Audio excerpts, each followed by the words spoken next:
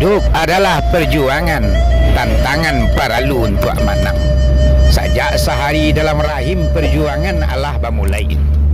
Tak kalau tuga diantakkan bajuta bibit nan taserak. Hanyalah cik nan katumbuh, salah bianyo kajadi sampah. Maka tak jadilah cakap berbanyak parang basosoh samo bakaja di dinding rahim. Maka tak kalau nama nang lah manyatu jadilah inyo imbrio janin nan baka dilahirkan. 9 bulan badan baku ruang balenong mencari pintu. Keluar memaki-maki pada darah mantam-mantam sambil mengapa tinggal kaki. Itulah yang dikatakan anak sidang manusia taluncu ke muka bumi. Apa hakikinya di sana? Iaitunya kaki mantam-mantam ibarat peneka dan lawan. Sambil mengapa tinju gadang. Iaitunya menatang hidup selanjutnya.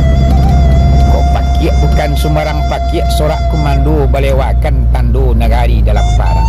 Parang na indak kunyong unsai antah ko maui malarainya. Kok katakwik kayo iduik di mumpu buminan ko. Eloklah mati sajak dahulu wakatu di rahim budo katuang. Saja biak kapan ala sadang sajangka tanah ala cukui ibu damapak indak payah bana. Oleh karena demikian dosana, kita harus gigih menantang kehidupan. Sekali kaki maju ke mungku papantang balik ke belakang. Ipiku barat kata angkui dipacik barat kata jinjang. Bayu sama maisi mai yang sama bajalan. Gadang kayu gadang bahan, ketik kayu ketik bahan. Ngan kita pantang ketinggalan. Sebab itulah hidup jati dunia nangko. Semakin takut kita kepada Allah Subhanahu Wa Taala, semakin dahsyatnya ujian dan cobaan. Semakin lama awak hidup jati dunia nangko, semakin baik babat depan aduang. Pokoknya kita harus tersenyum untuk menghadapi. Kurang bijak mengatakan hadapi dunia dengan senyuman. Kalaulah dengan tersenyum kita mencari dunia kau, insya-Allah tak ada nang kadiri penyakit hidup di muka bumi nanti. Bila sabar mai yang di belakang doa tak lupa kepada Allah. Insya-Allah.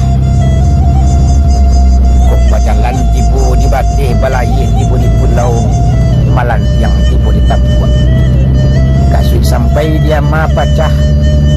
Kita bangkai usilan tak di kuduang rakai doa jo pinta maksudnya Allah tak balik. Kita bagi nan bulia bakau bagi nan kiramai maksudnya Allah menggarahkan.